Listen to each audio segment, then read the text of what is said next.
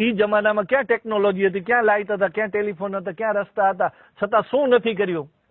રાજાના મહેલમાં કઈ સુવિધા નથી અને ક્યાં બની હતી? એ ક્યાં ઉભી થઈ હતી? ગામડામાં થઈ હતી. તો આજે ગામડામાં અવળા સાધનોના યુગમાં ગામડામાં શું કામ ઉભું ન થાય? માંડવીની દરિયાની રેતીમાંથી પ્રાગમહેલનો કાચ બન્યો હતો, બારીનો કાચ.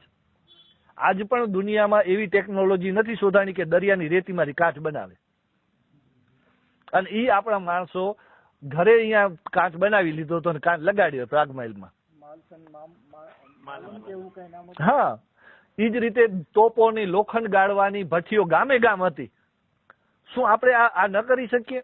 તો આપણી પાસે અનેક ક્ષમતાઓ, આપણે છે ને વિસ્મૃતિમાં આવ્યા છીએ. આપણી શક્તિઓ અનેક છે, આપણી પાસે રિસોર્સના ધની છીએ, ખાલી આપણે કોઈકની પાછળ હાલવાની આદત થઈ ગઈ છે. એમાંથી આપણે બહાર નીકળવાનું છે. આપણી દ્રષ્ટિને ક્રિએટિવિટીમાં લઈ જવાની છે. આપણે ઘણું બધું કરી શકીએ એવો આત્મવિશ્વાસ ખતમ થયો છે, ઈ ઉભો કરવાની જરૂર છે. અને આ કેમ ઉભો થાય? તો કોઈકને કરીને બતાડીએ તો થાય. વાતોથી થોડું કોઈ સમાજ પરિવર્તન થાય. તો અમે ટ્રસ્ટની અંદર આ બધું કામ કરીએ છીએ કે ભાઈ એક દાણો વાવો અને સૌથી ઉત્તમ વ્યવસાય કયો અને સમૃદ્ધ વ્યવસાય કયો જગતમાં? એક દાણો વાવો અને 4 મહિનામાં 1000 ગણા થાય. આ વ્યવસાય ગરીબ કેમ હોઈ શકે? ને દુનિયામાં કોયો ધંધો બતાડો કે 4 મહિનામાં 1000 ગણા કરી દે. કયા ધંધામાં આટલી પ્રોફિટ છે મને બતાડો. તો પછી આ ધંધો ગરીબ કેમ થયો? એ શોધ કોણ કરશે? ઈ ધંધો આજે ખેડૂત ખેતી છોડી રહ્યો છે તો એનું કારણ શું? કોઈકે તો શોધવું પડશે ને. તો ખેતી કે દિવસે ગરીબ હોઈ જ ન શકે.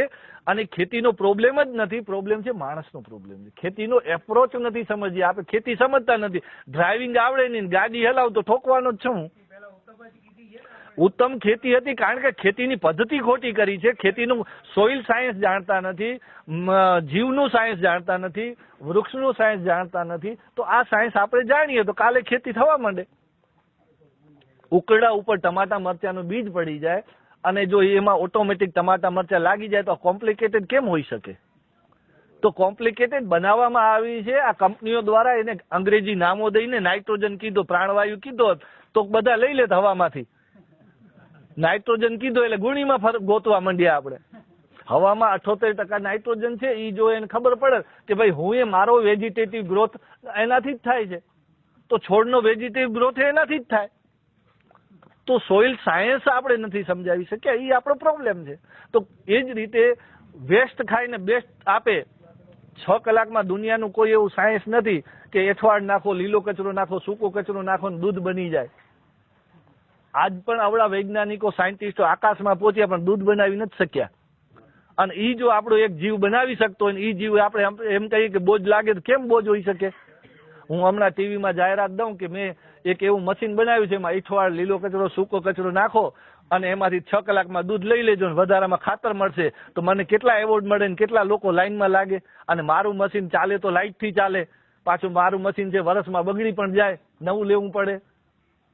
આ ભગવાનનું વરદાન કે એક વખત તમારા ઘરે ગાય આવે અને તમારા 100 પેઢી સુધી ચાલે. એના આયુષ્ય દરમિયાન એ 10 જીવ દઈ જાય, મર્યાથી પેલા 10 એવા દઈ જાય. આ વરદાનની તો શું છે? અને આ વરદાનને જો આપણે ન ઓળખી શકીએ તો દુઃખી ન થાય તો બીજું શું થાય? તો દુઃખનું કારણ છે ને એ સંસાધનોથી સુખી ન થવાય, સમજણથી સુખી થવાય ને આપણે સમજણ ભૂલ્યા છીએ. અને એ સમજણ આપણા શાસ્ત્રોમાં છે, આપણા વેદોમાં છે, આપણા પુરાણો છે, પણ એને આપણે ખાલી પૂજીએ છીએ ટીલા ટપકા કરીને. એને સમજવાનો, પૂજનનો અર્થ થાય છે સમજવું.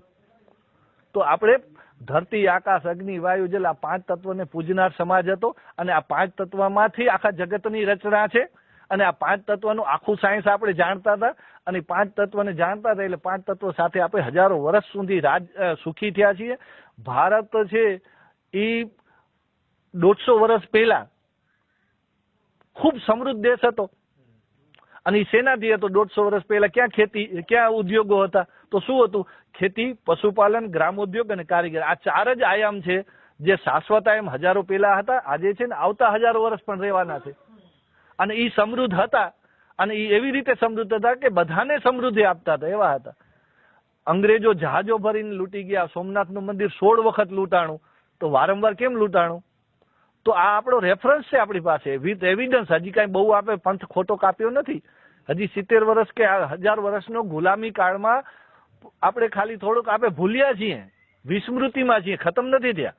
પણ હવે જો આપણે 50 વર્ષ જો બીજા કાઢ્યા કે 5 વર્ષ 15 વર્ષ કાઢ્યા તો હવે હાથમાં કાંઈ નહીં બચે, કારણ કે જનરેશન ખતમ થાય. આપણી બધું જ જ્ઞાન છે ને એ એક બેસ્ટ પદ્ધતિ હતી, ગુરુ શિષ્ય પરંપરા અને પરિવાર પરંપરા. એનાથી જ્ઞાન ટક્યું હતું. હવે આપણો પરિવાર જ તોડી નાખ્યા. હવે બાપા પાસે જે નોલેજ છે છોકરા પાસે નથી, એની પાસે કાંઈક જુદું છે ને તમારી પાસે જુદું છે. બાપ સાથે દીકરો બેસવાનો સમય જ બધો જટી લીધો. આ તો કોરોનાને દયા કરો કે આ બધે હાયર ભણેલા લોકો આજે પહેલી વખત 15 20 વર્ષથી આઈઆઈટી નું ભણ્યા પછી વાંચપણમાંથી ભણ્યા હાય અને બાપ સાથે બેઠા જ નતા. એ આજે આ કોરોનાના કારણે આજે પોતાના ઘરે આવ્યા છે અને પહેલી વખત પરિવાર માણી રહ્યા છે. એટલે આ નાનકડો જીવ આપણને એટલું સમજાવી શકે ને આપણે માણસો એકબીજાને નથી સમજાવી, અને આપે કહીએ આપણે બુદ્ધિમાન. તો આ ગાય પણ બોજ નથી, ખેતી પણ બોજરૂપ નથી, મિસમેનેજમેન્ટ છે. અને આ મિસમેનેજમેન્ટ છે એ આપણે સુધારવાનું છે. અને આપવું અગર સ્વર્ગે ન જવાય ને અત્યારે બધાની જરૂરિયાત એવી છે કે કોઈક મરે ને હું સ્વર્ગમાં જાઉં ને એ શક્ય નથી. બધા કોઈક મરવાની રાહ જોવે છે અને સ્વર્ગમાં બધાને જવું છે.